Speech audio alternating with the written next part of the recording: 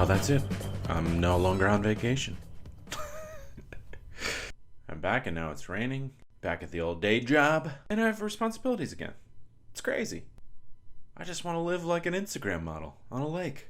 Except I have no internet. Hey everyone, I'm Patrick Jones, and welcome to episode 8 of That Gives Me Anxiety. Yes, as I was talking about, and I mentioned in the last podcast, I was on vacation last week. It was incredible.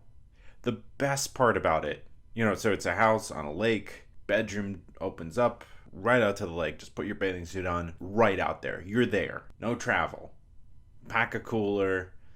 There's a boat. We rented this huge house with extended family, just eating food, playing games, drinking beers, having a time. Best part, the internet was terrible. A little frustrating when I had to upload last week's episode. I'll say that. But otherwise, it's amazing to just unplug. You don't have to worry about anything. So yeah, great vacation. But now we're back in Charleston, and it's raining. It's been raining for 2 straight days, and I don't live on a lake. Although I guess living on a lake here is a little bit tougher because of alligators, Well, I have a great episode lined up for today. Today, our anxiety is caused by touch. This all came about from back when I worked for Cheddar. I made a video where I partnered with the Cuddlist, which is a group of professional cuddlers, and I met with them to talk about consent and touch and their organization and the importance for people who aren't getting enough touch to feel as though they're still getting the human connection. But on the other side of things, I was so anxious and so nervous for so many reasons, which I mentioned in the interview. If you want to watch that video, you can go to Cheddar's YouTube and just search Patrick Jones or Cuddlist and just watch me stress while my co-host had a lovely time. She had a lovely afternoon, Kirsten O'Brien. I was miserable. I was terrified. So I've partnered with the Cuddlist again to talk about my experience in making that video, as well as consent, communicating about touch itself. I spoke with Madelon Guinazzo, who's the co-founder and director of training for Cuddlist. So she's the person in charge of helping people become professional cuddlers. Madelon and I had a very in-depth conversation, and I'm excited to bring it to you. But first, I just want to remind you, if you're enjoying the show, to please rate and review it, and to check the show out on Facebook, Instagram, Twitter, and YouTube. If you have an idea for something that gives you anxiety that you'd like me to do an episode on, I'm all ears. Love suggestions. And all right, let's get right to the interview. Thank you so much for listening. And enjoy.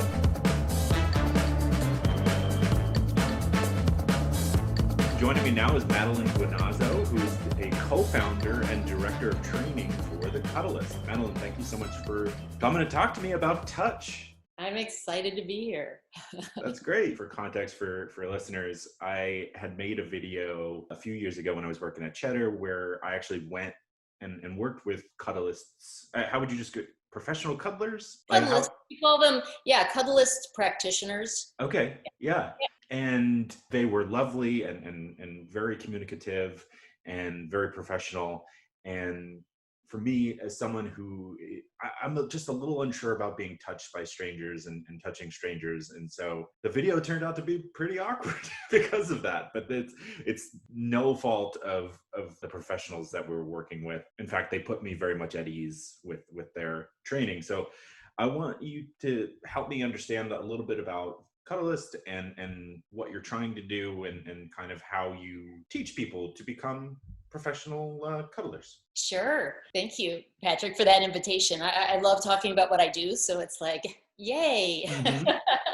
And first, I really want to applaud you, though, for doing a podcast really around anxiety and fear, the things that scare us. Because as odd as it may sound, I am a huge fan of fear. I really am.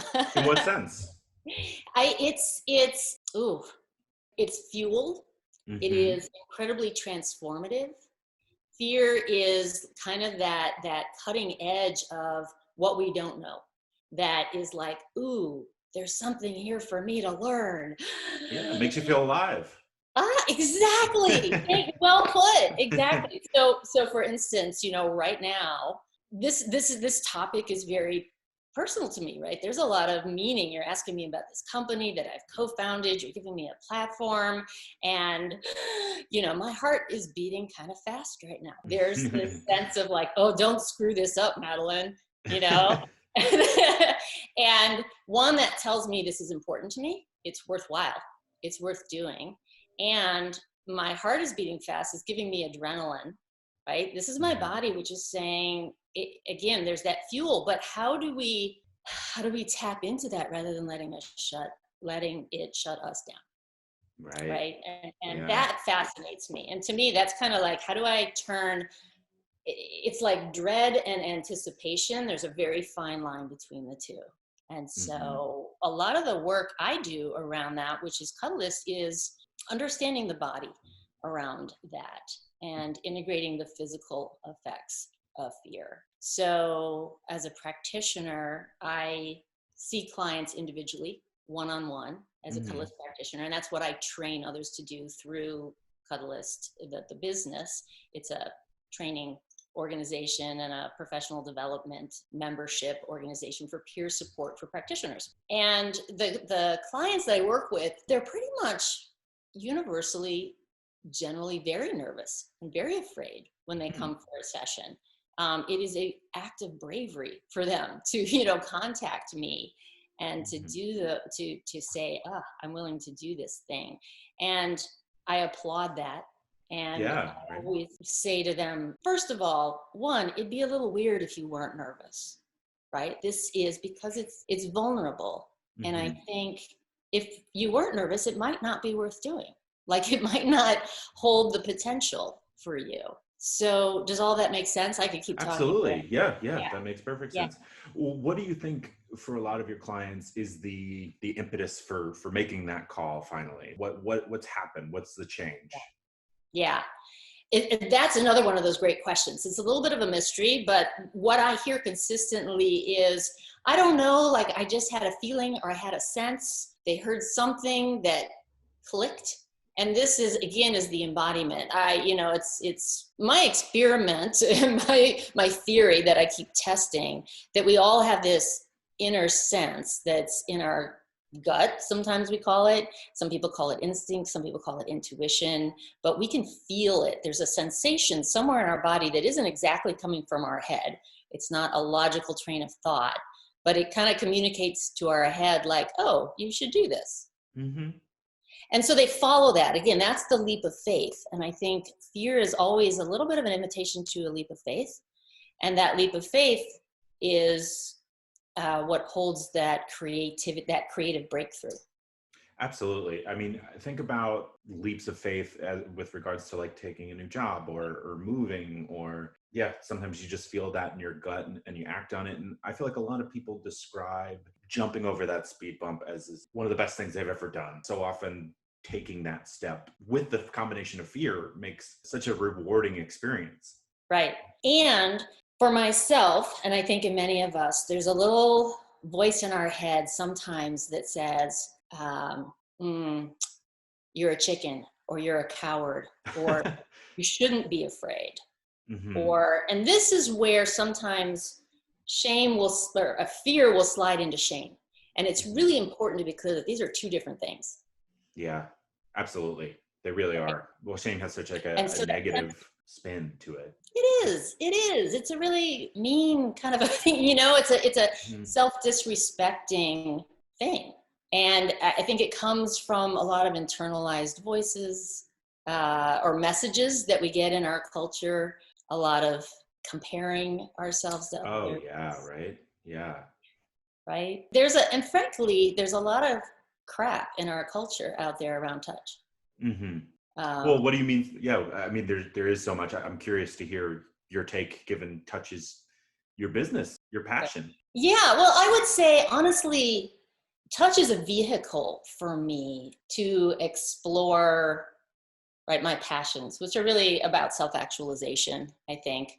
And I would call it loving ourselves and each other better, like having healthier relationships with ourselves and with life and with others. So touch has been really powerful for me. I think because I've always had a really strong, really loud inner sensations.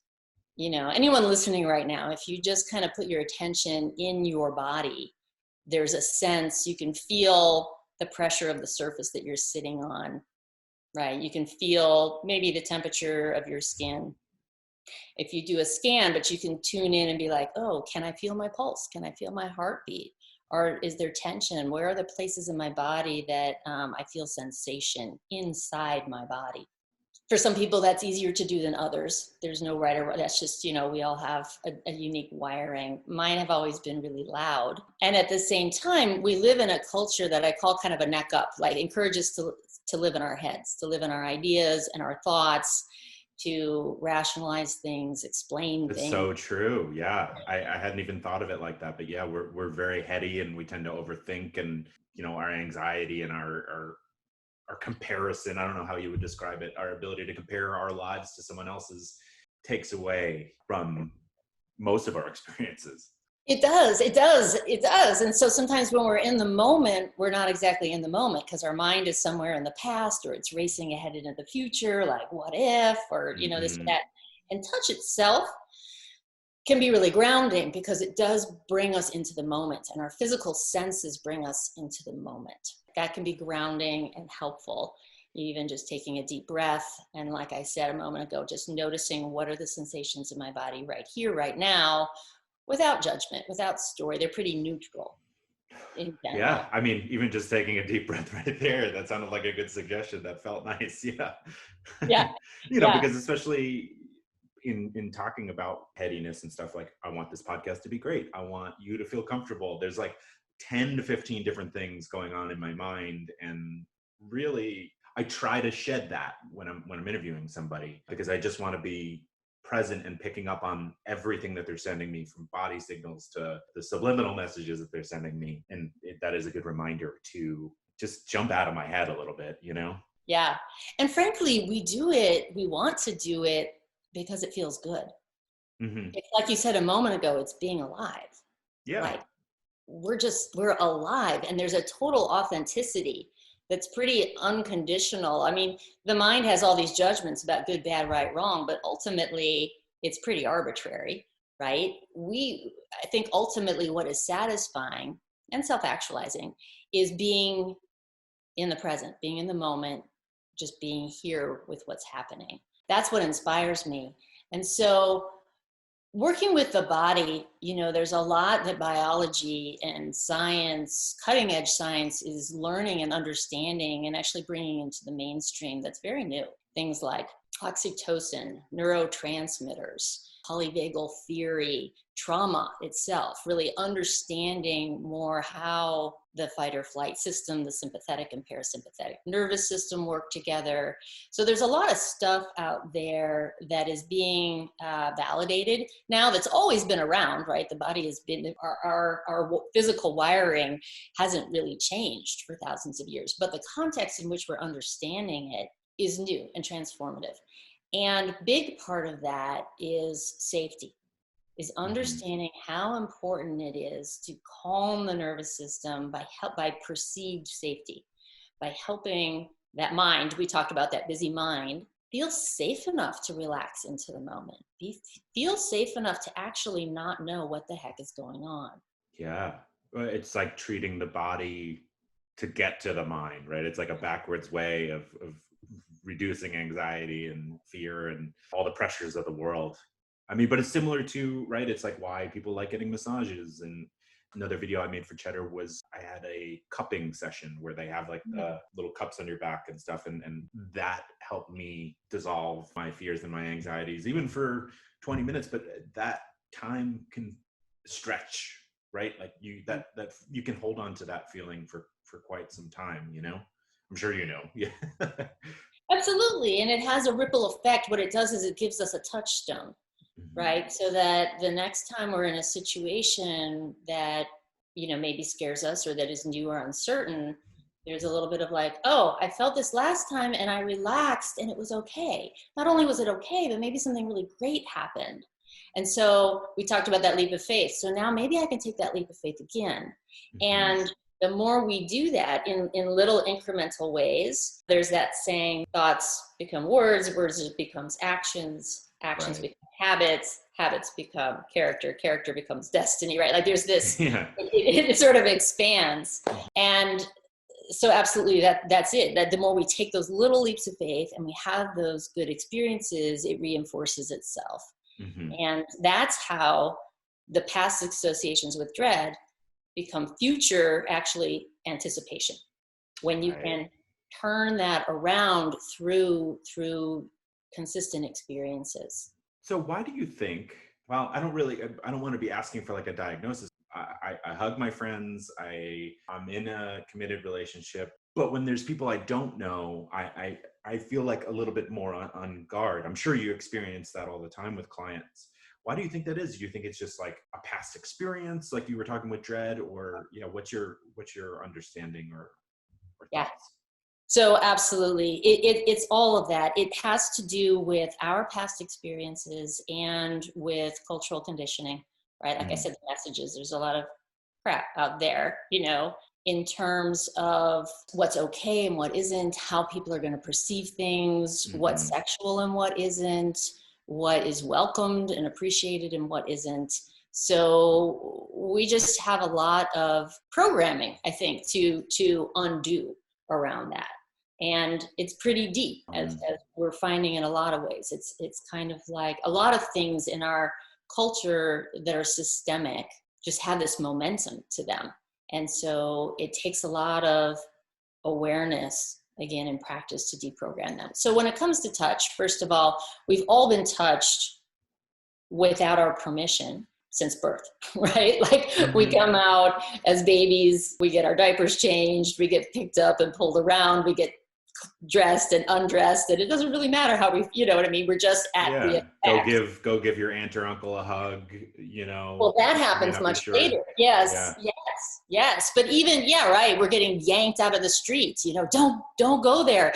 And suddenly our body has this response, or we reach for a hot stove or an electrical outlet, and somebody says no, and our whole body Hmm. might go. And so we develop very naturally this fear, which again is reasonable and healthy. But Hmm. then, right, the older we get, it gets more complicated. It's not just about don't burn yourself. It's about don't embarrass me, or don't embarrass Hmm. yourself. Don't touch yourself there. Don't, ooh, you're having too much fun. Tone that down. Or you're Hmm. being too loud. If it feels good, this isn't appropriate here. You need to stifle a lot of those natural impulses. Hmm. Isn't that Uh, so sad though? Like that it aspect of is. like it feels good, and it's like it's like, why are we denying that? It's It's true. yeah. It's true. I'm a parent, and I, have that humility of always trying to strike a balance of that, right? We try to build up our kids' sense of safety and confidence and feeling good about themselves, and also be considerate, think about other people, right? Hmm. Well, we have a lot of just I would call it sex negativity, especially around puberty, when the physical body becomes capable of procreation. There's this natural instinct and urge to feel that and to be connected to Hmm. that. And we have a lot of cultural fear and shaming. We talked about there's fear and then there's shame. There's a lot of shame that comes from fear, but kind of goes too far. I think it Yeah. right? It moves into that, what's wrong with me?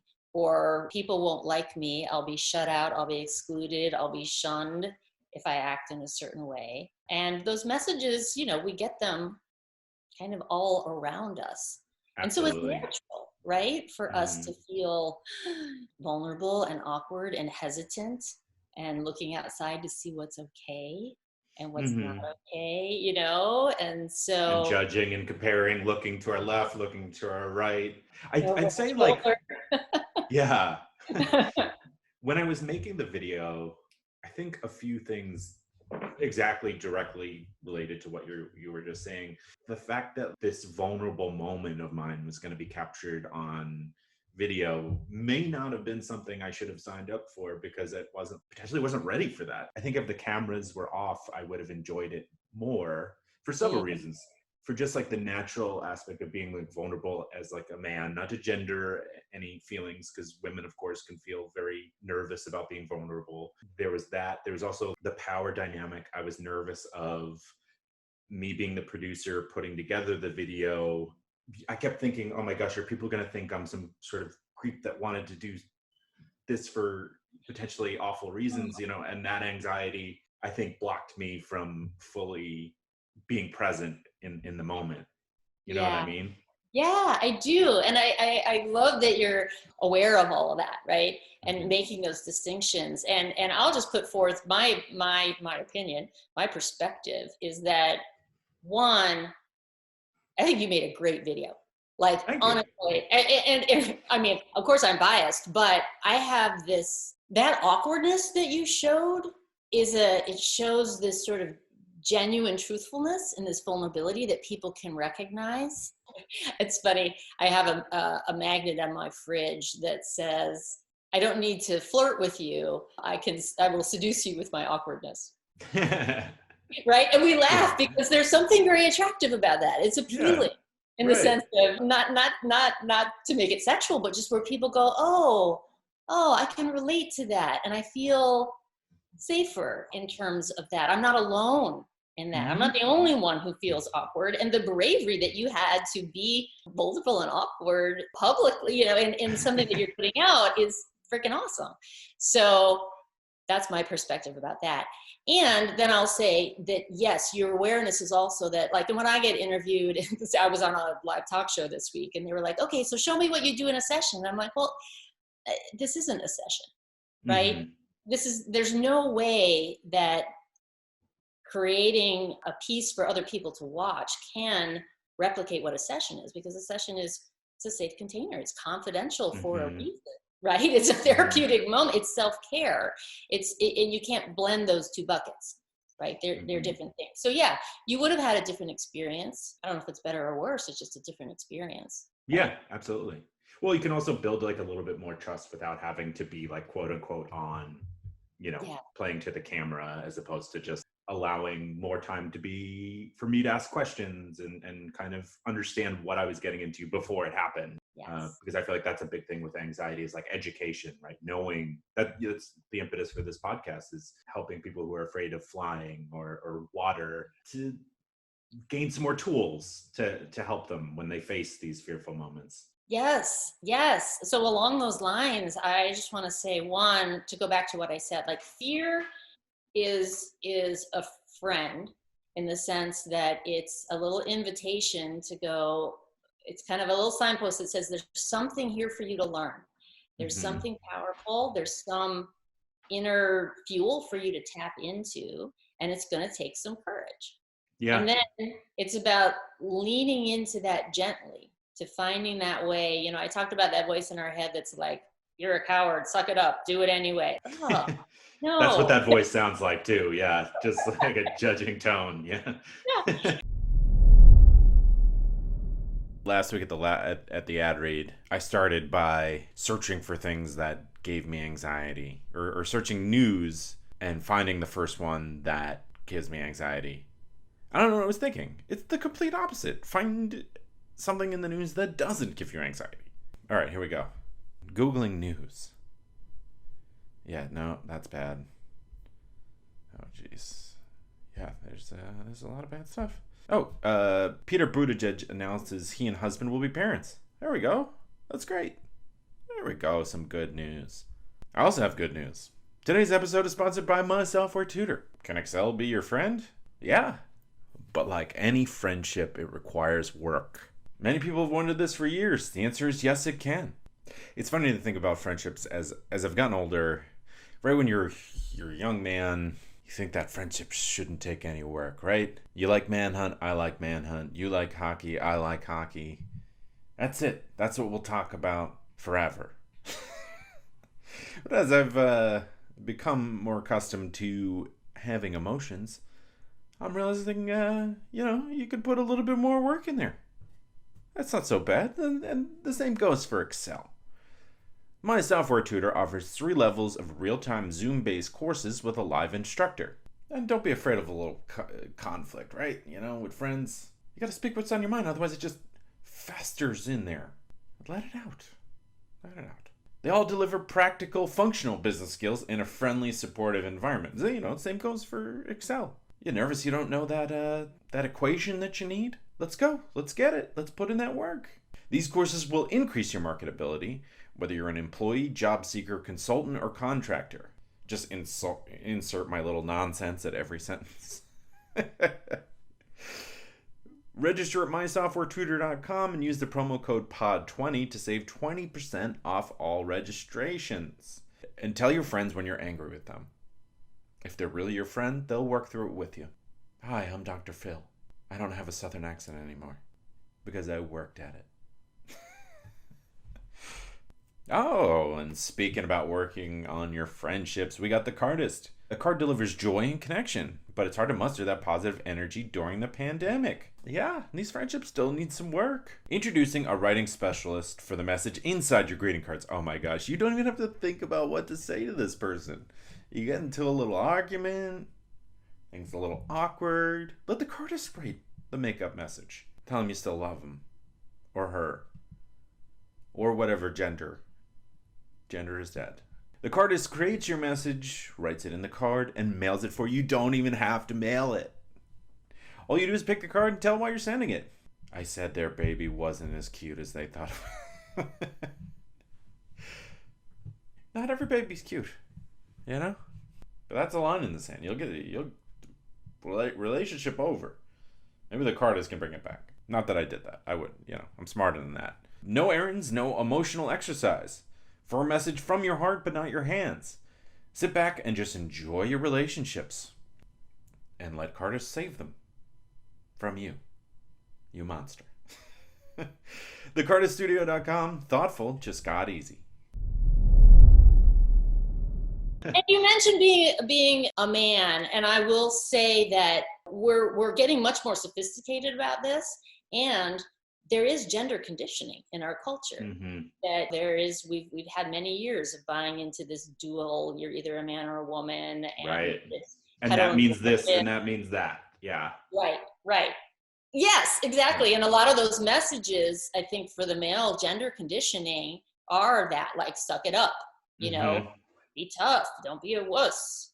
I don't want to hear it, right? What's your problem? Yeah, stop complaining, all stuff like that. Yeah.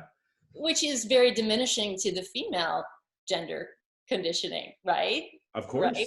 This, don't be too emotional, or you are too emotional, which is not as valid. So you're not as, I guess, valid, maybe, if you're being emotional, right? You're not, we can't take you seriously, or exactly. You're creating a problem. Something related to intelligence in some way, which is obviously insane. Right.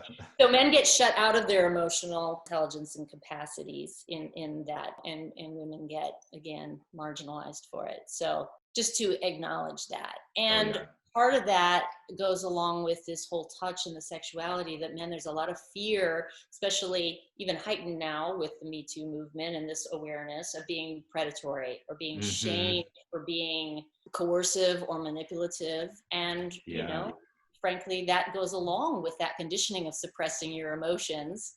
So there's, like I said, there's layers and layers of things for us to undo. And we can undo it by practicing new habits and patterns. So that's what a Cuddlist session is going into that uncertainty, but creating a lot of safety around it by the code of conduct, by the boundaries of where we're not going to go, by the practices of being present and tuning into our body, going slowly, asking for things, being able to say no at any moment, changing your mind at any moment. Like, these are all ways of developing new habits, like I talked about, and creating new experiences that give us a positive association. Right. I want to dig a little bit further into the code of conduct and the rules for people who haven't seen the video, where we kind of touch on that pretty clearly. What is in place, and talk about how you keep sexuality and platonic touch separate in sessions. Yeah. So I'm going to preface this by saying a little bit that there are two organizations that I'm involved with. So Cuddlist is the one we've been talking about. It is individual one-on-one sessions with a trained certified practitioner. Cuddle Party is a workshop. It's an organization where we train facilitators and certify them to conduct workshops with groups of people where we practice similar things. So just two different modalities. Cuddle Party itself has a lot of those rules around the container that I just mentioned. Mm-hmm. Things like no one has to do anything. That's one of our rules, right? You can just sit there. Right, you can just sit there. What do we call it? Just being in the room is full participation, right? That's great. Yeah, and then that's wonderful and huge for a lot of people. And then ask first and get a verbal yes before touching anyone. So these are some of the consent things. When somebody asks you, if you're a yes, say yes. If you're a no, say no. These are the boundaries that we practice saying no. One of our rules is if you're a maybe, say no.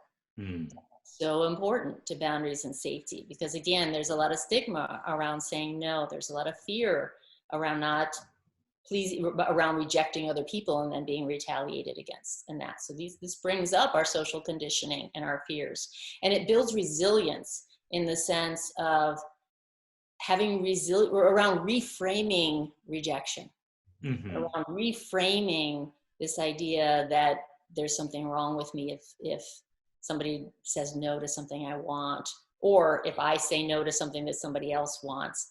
We totally need to reframe all of that.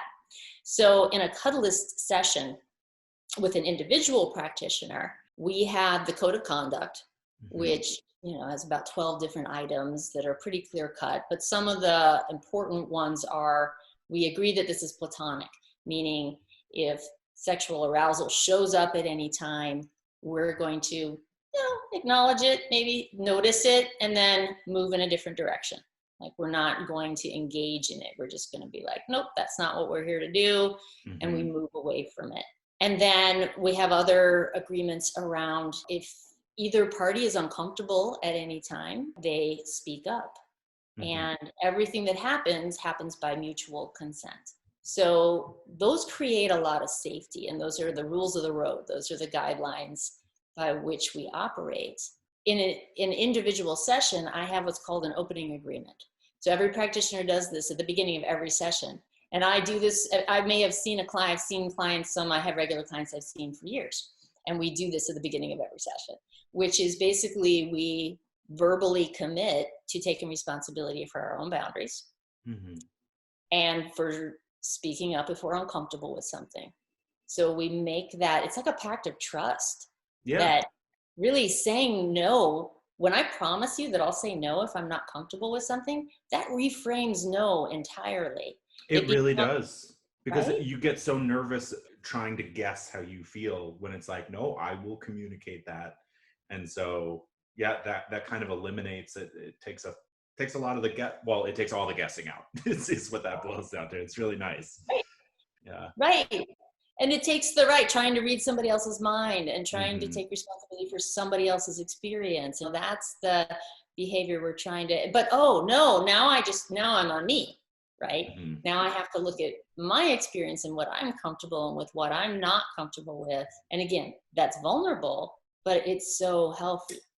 So healthy. And it's so powerful. I mean, I feel like communicating a no, in a Cuddlist session could be brought out to your everyday life, and where you'll feel comfortable saying no to a happy hour you don't want to go to, all the way through a sexual encounter that has changed and made you feel awkward. So I think that's such a nice tool that applies throughout our lives. So I applaud you guys for that. Thank you. I am passionate about that. I do want to live in a world where no is respected as much as yes, and that people really understand the trust. Frankly, intimacy is the word I use, but authenticity around that. You touched on it a little bit, but I want to go a little bit further into the idea of rejection. When you hear no, sometimes the floor can fall out, right? And again, it relates to anything from getting a drink or going to a movie or making plans or all the way up again to like a sexual partner. How can we as a society improve upon that feeling of rejection and channeling that towards something a bit more positive? Yeah. So part of it is, we talked about the body and the head, right? And sometimes the split between the two. I like to think in terms of it goes both ways, right? So head down and then body up. So part is about getting the two of these to communicate. And one of those ideas is to say to our mind, and this is kind of what happens when that floor drops out, it's noticing that there's a distinction between, let's see, if I say, will you hold my hand? And the other person says, no. Sometimes without being aware of it, we turn, they don't want to hold my hand into, they don't like me. Mm-hmm. And we turn, they don't like me into, there's something wrong with me. Right. And even, you know what? Forget you then, right? It's just. Well, that's the next step is we're trying to protect ourselves from the feeling inside that was created by this train of thought that isn't actually real, right? They didn't say they don't like us, but we're reacting to that. We're reacting to something that happened inside our head. So this is the distinction between what an action and our being. There's I wish I was smoother about saying this is one of those places where we're going to edit out. Where I get to be awkward. So thank you for your awkwardness. Oh, that feels good. Thank you, Patrick. Of course. So I want to hold somebody's hand and there's something wrong with me. I guess the distinction is let me put it this way. I can apologize for something I've done, but that doesn't mean I'm apologizing for who I am. So I think that's the distinction that I want to highlight here, is that sometimes we jump over that, especially when it's very personal. We conflate the two and confuse them. Yeah, absolutely. Right? So they don't want to hold my hand right now because they don't like me. But first of all, that's about them and it's not about us. Right. But we turn that into, I'm an unlikable person. And that's where the shame comes in, and then the pushback or the fight or flight or all of those things. But they're two very different things. And also the idea comes in that it's not safe to be who I am. So it's not safe to express a desire. And that's another one that's just like, oh my goodness, right? Like, be who you are, right? Be who you are. Right. And the good news is if that doesn't work for somebody, then that's probably not a person that we want to be hanging out with. And it's not a judgment against either of us. It's just we're probably not going to work well together. That's all that means. So why drain a lot of energy around that? There's 8 billion people. We can't be best friends with everybody, right? Right. And even with the people that we get along really well with, there are still going to be those moments where I want something that they don't want. And gosh, I want to be around the people I can trust to say, you know what, and I'm not up for that right now. Instead of saying, fine, okay, I'll do it anyway. And then, we both have a crappy time because they're not into it. Right. Yeah, that's so true. Yeah. Because you can't fake that, nor should you try. But again, this thing between, fear and shame are so closely linked, but they're very different things. And so again, this idea that if I'm afraid to ask something, it's because it's vulnerable and I'm opening myself up to rejection. But the reason that rejection feels horrible is because I'm going to make it mean something it doesn't mean. Are we tracking that? Yeah. Yeah. Right. It's just words at that point then. Yeah, well, it's words and it's misconceptions. It's ideas that because this person doesn't want to hold my hand right now, I shouldn't have asked for that.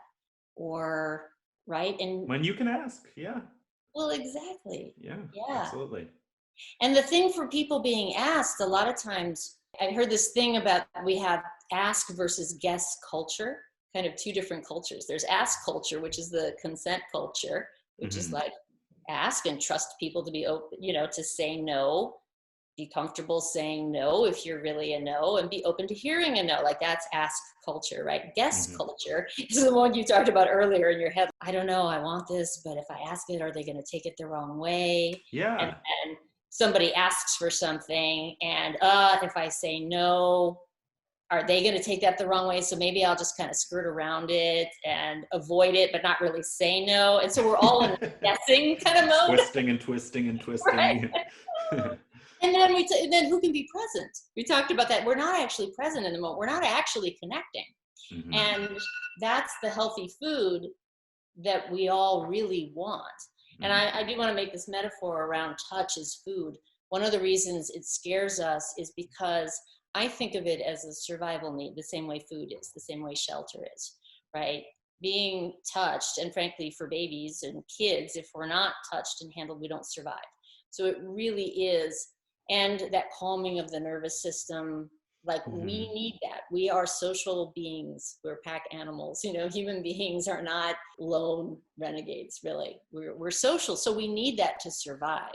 And so, of course, it touches into these deep, irrational fears that I'm not going to survive if I get kicked out of the tribe, right? But again, to use the food metaphor, the ask culture, and the consent culture is what allows touch to be consumed like healthy food as opposed to junk food.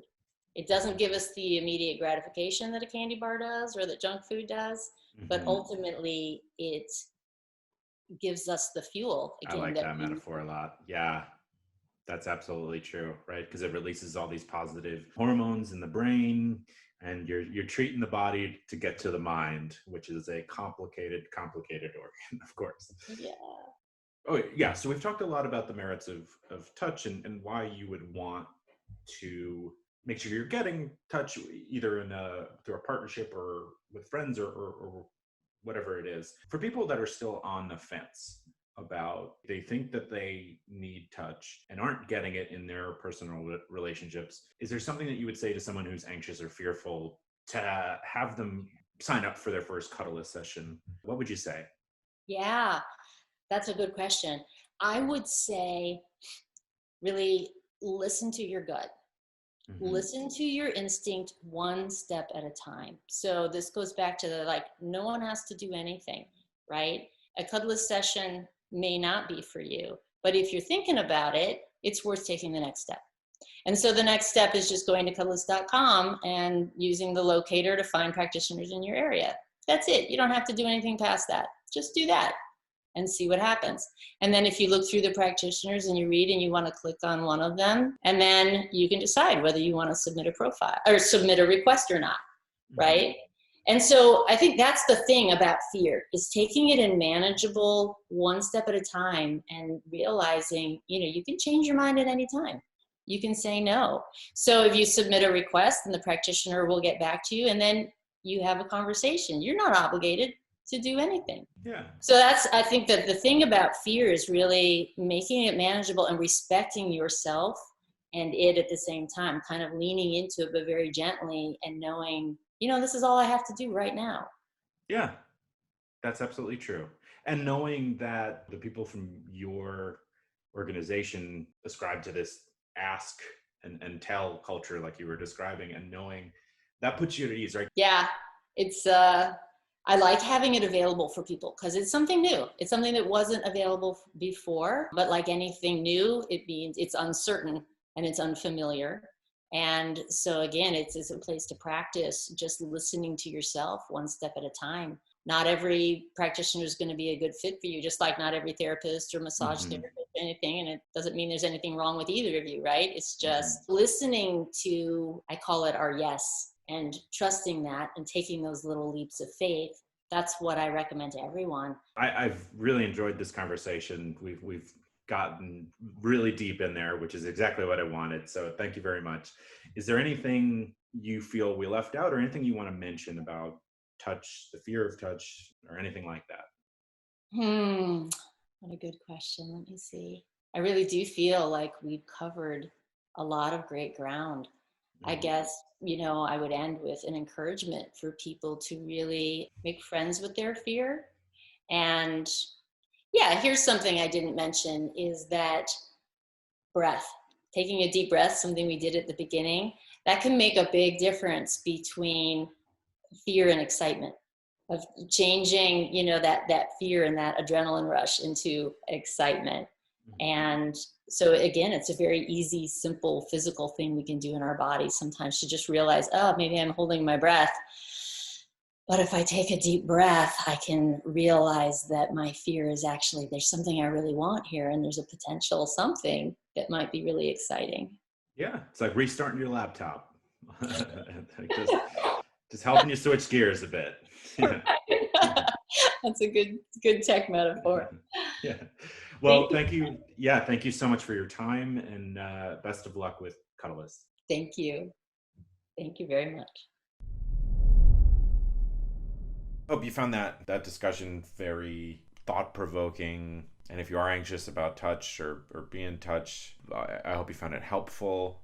Thank you so much for Madelon and then the Cuddlist for working with me again. Okay, so last episode I debuted the new segment, Anxiety Hall of Fame. First entry, George Costanza. Second entry, Chucky from the Rugrats. I mean, the complete opposite of the coin to Tommy Pickles. How did he get out of the crib every day? That's bravery. Tommy's brave for cooking up these schemes and getting the group going. Chucky's brave for just having to be Chucky and live with that anxiety, Makes my anxiety look so small. Hell, all right. Back to my non-vacation life. As always, thank you so much for listening. Have a great week, and I'll talk to you on Thursday.